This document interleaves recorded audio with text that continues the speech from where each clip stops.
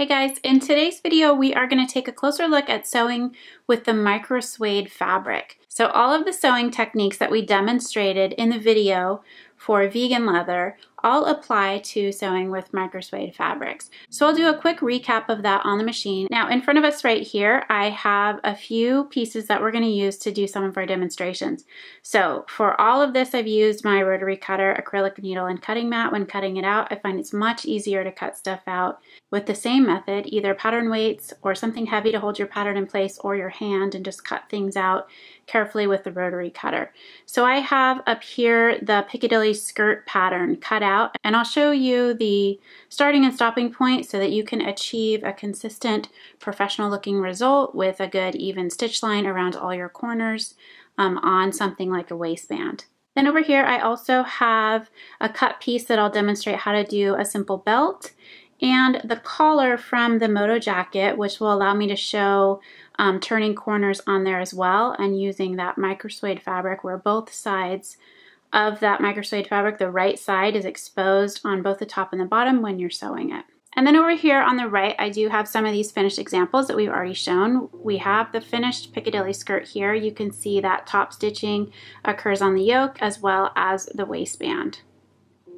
And then we have an example of a bomber jacket done in a Microsuede. Most of this top stitching is done when it is right side up but wrong side down, so that's fairly easy to do. The only part of this pattern that has both right sides exposed to the feed dogs on the bottom and your presser foot would be when you're doing this front placket.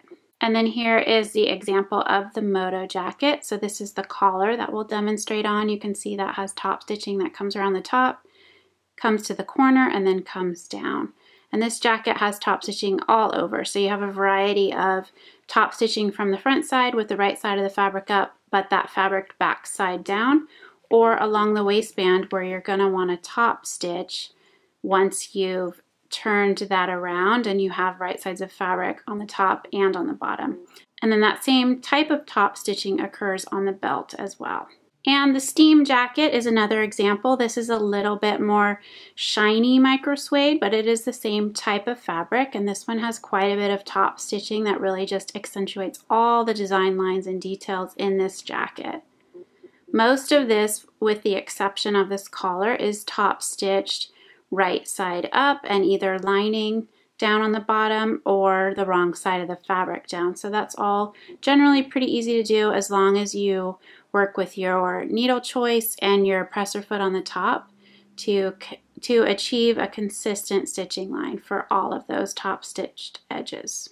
For the first example, I'm just going to run this through the machine. We have the leather needle installed. The stitch is at 3.5 stitch length, and we have our non-stick foot. So I'm just showing you quickly for this particular fabric the difference in the needle choices. So we'll run through with the leather needle first, and then we'll switch to a universal needle in the same size. So here we have that first pass, and it looks pretty good. So with the wrong sides together on this one, it sews fine with the leather needle. And now I'm going to run this through with the seam allowances pressed to one side, and we're just going to top stitch right through this top finished side of this Microsuede fabric. So the bottom side is still running through with the fabric backing, but for the top it's running through the finished shiny edge. So here we have that first row of top stitching, and this looks great. All the stitches are even. We don't have any skip stitches or different stitch sizing, so this needle type works great for this type of fabric. Now we've switched the needle to a universal needle, and this one is a 90-14, so it's the same size as the leather needle, just a different needle type. So I'm going to show you how that goes through the Microsuede fabric.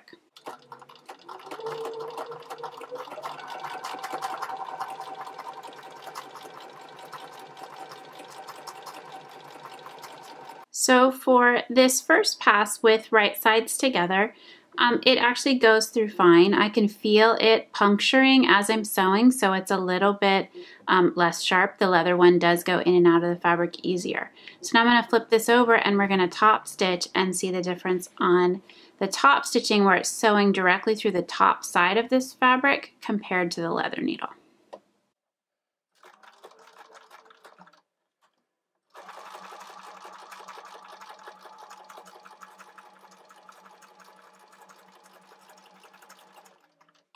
And there you can see that actually looks fine. I don't see any skip stitches.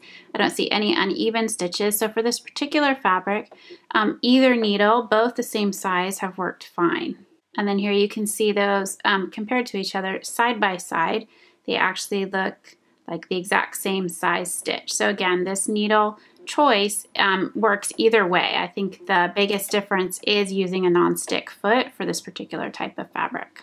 Now for this example, I've already gone ahead and I have stitched this at a 1/4 inch seam allowance with right sides together, and then I've got ahead and I've trimmed down that seam allowance to trim out that tape because I've used the quilter's tape in there, and I'm going to trim that out so that I can turn this around and then fold it back so that I'm in a top stitch with the right sides out on both sides. Now this type of technique is going to come into play when you're working on a collar, a waistband, if you're making a belt and you have the right side of the fabric on the top and the bottom. And that's where you might have some issues with the feed dogs on the bottom or your foot choice for the sewing machine foot. Being that a lot of the doll clothes pieces, especially if you're sewing a belt, you're not going to be able to have the use of all the feed dogs. So there'll be a little bit of trial and error that you're going to have to work through just to make sure that you're comfortable with pulling or giving a little bit of help with the fabric as it's working its way through under the foot. So I have this fabric ready to sew, and I've left these thread tails long from that first seam. So I've trimmed the seam allowance, but I have the thread tails so that I can grasp those from behind with a gentle pull to get that started.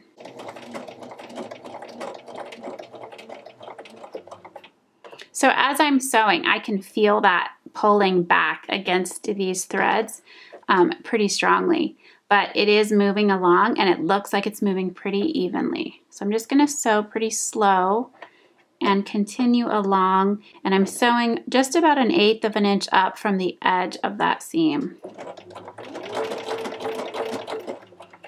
And if I give that a gentle tug, it helps pull that fabric if it's getting stuck at all. But now that it's gone a little bit of the way, it should feed through smoothly.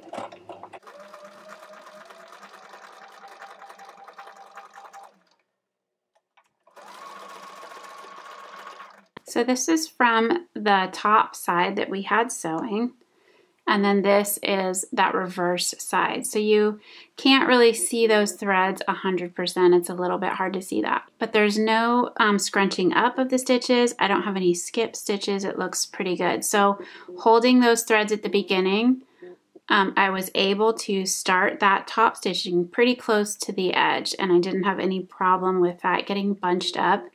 Again, this was the leather needle, so that worked to go through all layers of the fabric with the right sides out on both sides. In this example right here, I'm working with the Piccadilly skirt.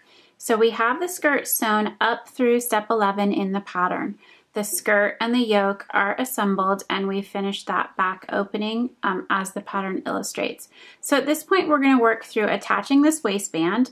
So this piece is cut 1 3/8 inch wide, and then it gets sewn on and the edges folded to the inside to create a narrow waistband along the top edge of the skirt. So this has a few different things I thought would be interesting to cover. One is the style of waistband that comes around to the other side and then creates an encased edge. So to begin attaching this waistband, we start by lining up the center back edges, and they are right sides together. And then we can either use Wonder Clips, pins. I think this fabric actually pins fairly easily, and it isn't damaged by the pins when the pins are removed. It also has a pattern on it which will hide any pokes from these pins as well once we remove the pins on the yoke. So I will just go around the edge of this waistband, and I will pin that in a few places, making sure that I have side seams. It goes across the front to the other side, and then it comes around this back side, and I should have a 1/4 inch extending past this finished back edge of the skirt. So I've gone ahead and I've stitched that all the way around the waistband, 1/4 inch seam allowance. So on the side, this lines up the raw edge to the finished raw edge, the back of the skirt, and then on this side, you can see that we do have this extending right here it extends 1/4 of an inch past this finished edge. So if I folded that up out of the way, it's a little bit clearer. You can see that we have an extension beyond that. So now what we're going to do is fold this seam allowance down, and then I'm going to fold this waistband in half, and I'm going to put right sides together, seam allowance pointing down, and I'm going to simply stitch 1/4 inch in from this raw edge to create a corner right here so that we can turn the waistband right side out. So there you can see we've gone ahead and stitched straight down just up to this stitching line. Now I'm going to carefully go in and I'm going to trim out this seam allowance so that I have minimal bulk inside this area. This part between these stitching lines is going to be our finished waistband, and the seam allowances here and here are going to fold to the inside, so there'll be quite a bit of bulk if I leave that there. So this seam right here that has 2 layers of the fabric and 1 layer of the lining is a great example of a place where you might want to grade that seam allowance. So in that other video where Melinda showed you how to come in and trim down a seam allowance in layers so that you don't have a heavy bulky line creasing inside your seam allowance, this would be a great place to do that. So for here, we're just going to trim this down.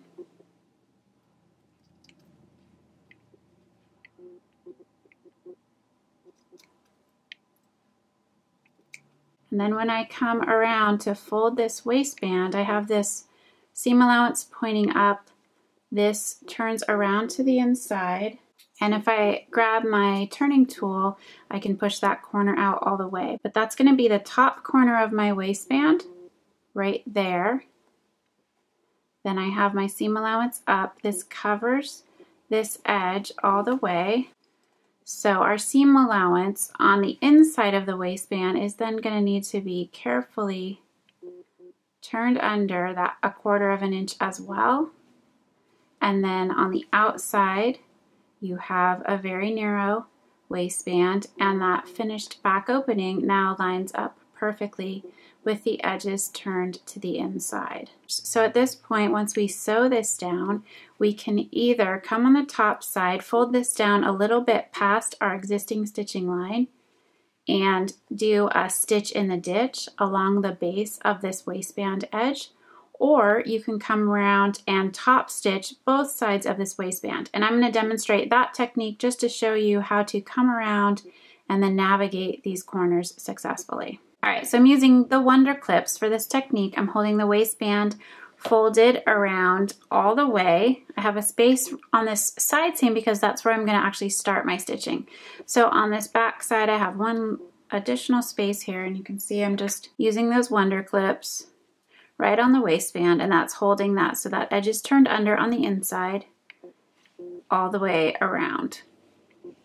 Now when I take this over to the machine, I'm going to start here on this inside edge, right lined up with where my side seam is. That seems the least noticeable. If I have back stitching right here, that overlaps. And then I'll have a smooth seam line all the way around the base line. Then we'll come up to this point at the back where we have the most bulk and turn this corner without cutting our threads or starting. We'll just turn with the needle in the down position and then go back along the opposite direction. All right, and a few more tips for this technique. I have the skirt turned inside out so that I can top stitch on the side that will be visible, the finished side. So I want to watch that. I do have this clip down, so I'm sure I will catch that waistband on the back side, but that is the part you're just going to want to make sure. So we're going to go ahead and slide this under right at the side seam, and I'm a little bit up above this seam line folded edge for the waistband. This right here is the yoke, and then down below is that skirt portion. I'm going to go ahead and start, and I do have the thread tails in the back gripped a little bit just in case I need to pull those.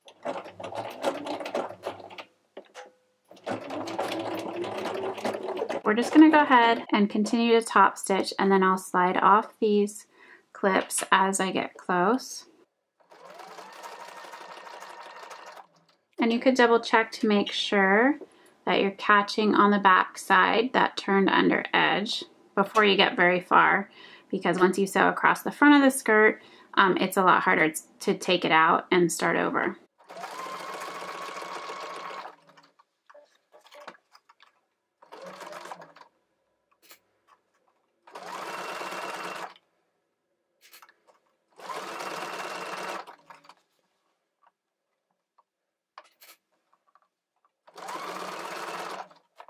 Okay, so now we're getting close to this center back edge, and this is that finished side with that seam turned under inside the waistband. So I'm going to come right up to this corner and turn with the needle in the down position.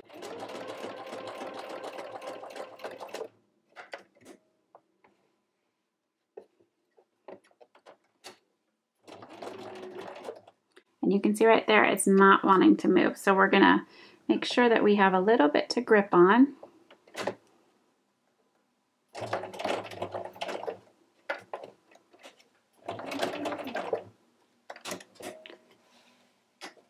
And then I'm going to turn it again, and I'm about 1/8 of an inch from that top edge.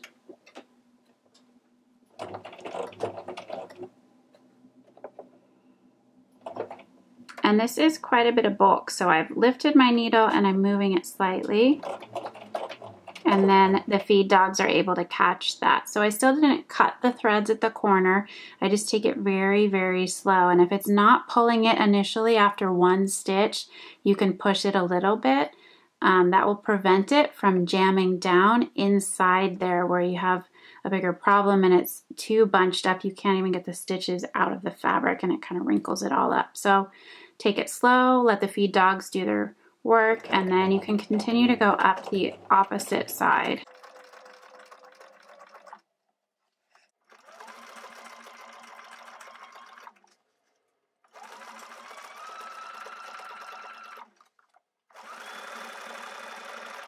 So you can see here we have this thread from where we started. So we're back at that first side seam, but I'm up at the top side of the waistband.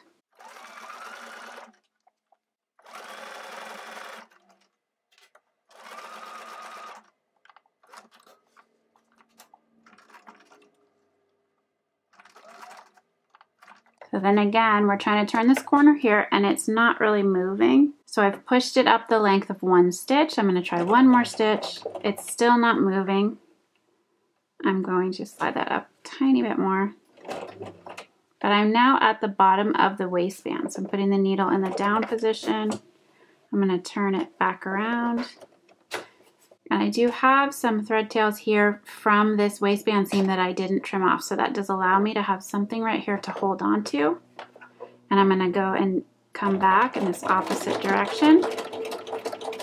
So I'm not pulling on the fabric at all, just those threads from the prior stitch line. And then this right here is our starting point. So now I'm going to come up and meet this and just do a little back stitch. And then you can see here is the waistband top stitch, and you can see carefully here around the corner. This will be the side that has the snap or the hook, so this will be covered anyway, but it did come down around that corner. This right here was our starting and stopping point, so we have a little bit of overlapped back stitching right at the side seam. And then as we work our way to the other side, you can see this is that finished back opening, and we just turn the corner here and top stitched a little bit in from the edge. It's hard to get close all the way on that side because of the bulk of the seam allowance is being turned to the inside. So now that this skirt is just about finished, the last part we would have, this will overlap in the back, and we'll just have a snap or a skirt hook that finishes the back of that skirt. Now, if you're sewing a belt that goes with one of the jackets or just a freestanding belt and you're using the Microsuede, one of the best parts is you don't have to turn the ends inside to create a finished edge. Because this doesn't fray at all, you can simply trim that right next to your stitching line. So whether you're just going to have a blunt end or a pointed end, you can just do that. So that my best advice with that one is to actually cut your belt longer than you need, and then that way you can start in from the end and trim it off, and then you don't have trouble starting and having it not catch in with the feed dogs, especially because the belt would be so narrow. It's helpful to be able to just actually hold the back of that as it starts going through the sewing machine. So you have one of two options when you start. You can start right at the end where you would meet your stitching line and hold this to begin and then stitch all the way around. Or you could start a little bit in so that you have a clean turned corner at the end. So I think I'm going to go ahead and just push this all the way up here and start a little bit in from the end.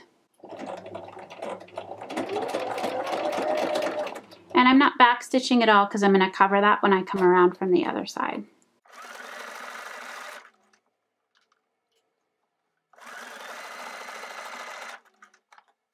So say I want to have a pointed end on my belt. At this point I am going to turn this so that it is diagonal, and I'm going to count my stitches. 1, 2, 3. Then I'm going to point that back in the opposite direction. 1, 2, 3. And then I'm going to turn it and come straight back down the other side.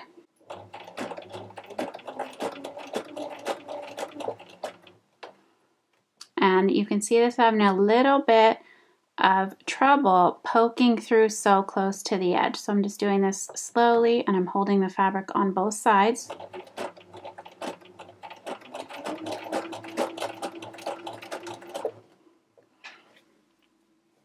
Right here you can see that pointed edge, and we're coming right back along this other side.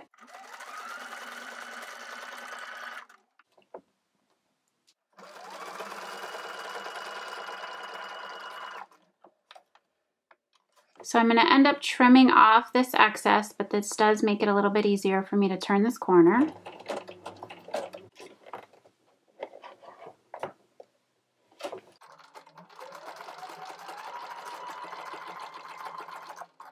And then as I come up to this edge, I'm just going to come in real slow, go one over, and back stitch. So here we have the one end that will come in, and carefully just trim that right next to that stitching line, and that would be one end. And then down here at the pointed end, I would just trim that off.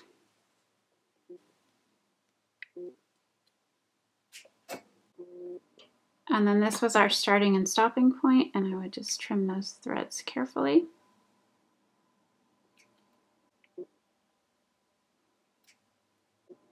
And then I have my finished belt. I would go ahead and follow the instructions in the pattern to add the buckle.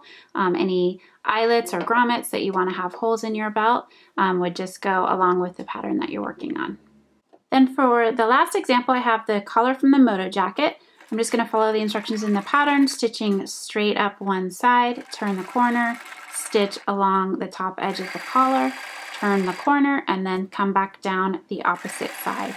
And this piece is small enough that I don't have it pinned. I'm just sewing it and holding it, lining it up the seams as I sew.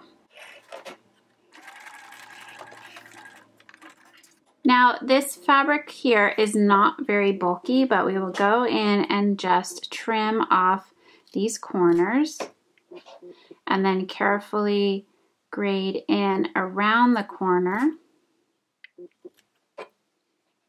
to have as minimal amount of bulk as possible once we turn this right side out. I do find that having seam allowance down at the base helps to actually get that turned right side out, so I like to leave a little bit down there, but up around the corner itself, I'm trimming this out as close as I can. So now we're turning this collar right side out. I have my turning tool, and I'm going to make sure that I come in and really just get that to be a nice squared corner. And if I'm left with any bulk at the corner, I can come in with a pair of pliers. These are just needle nose pliers. And like we showed you in the other video, apply some pressure there right on that point. And then that helps reduce the bulk on that corner edge of the collar. So now we just need to go around and top stitch the edge of this collar. So I'm going to carefully finger press this seam flat and make sure that I have that folded down as close as I can to that actual seam. So I'm kind of rolling that a little bit with my fingers to make sure that the seam comes all the way up into the fold. Now I've gone ahead again and I've left these thread tails so I can use that to begin my top stitching. We're going to start at the side and then turn at the corner. And you just want to do your best to have an even distance on both sides of this collar because those are going to be sitting next to each other. They'll butt up against each other at the front of the coat. So you want to make sure if you're using a visual guide, here I'm just going to use the side of my foot so I know that I'm starting just beyond. I have a little bit sticking out, so that's where I'm going to want to finish on the other side.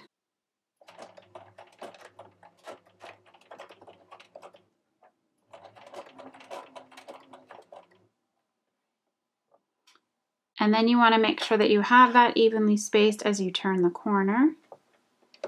So I have that same distance right here. I'm using the side of my foot.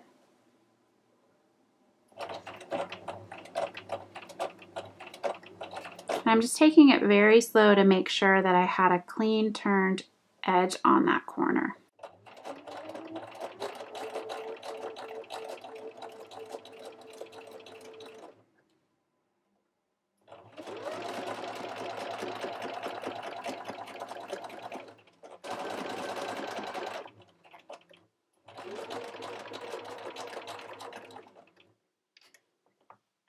So I'm going to check right here. I'm actually sticking out a little bit too far. So I'll take one more stitch and then I'm going to turn that back around and it looks better. And then just very slowly come down to the end. And you can backstitch here, but you don't have to because this is going to go inside the neckline seam. So here you can see this corner of the collar right there. And this is a finished side, and then the inside is a finished side as well. And that goes along the edge to the other side. And if you wanted to check your two sides next to each other to make sure it looks like you have an even distance, so when that collar is peeking out of the jacket, it'll look the same from both sides. And again, this is about 1/8 of an inch from the edge. If you try to get any closer to the edge, it'll be a little bit harder to keep a consistent stitching line, especially when you turn that corner. So 1/8 of an inch is a good distance for both the top edge and the front side of your collar. All right, so that wraps it up for my tips for sewing with the Microsuede fabric. I hope these tips, tricks, or techniques have helped you and will encourage you to choose this type of fabric when you're sewing something like a jacket or even a skirt. It really adds a lot of richness to the design and helps you create something authentic.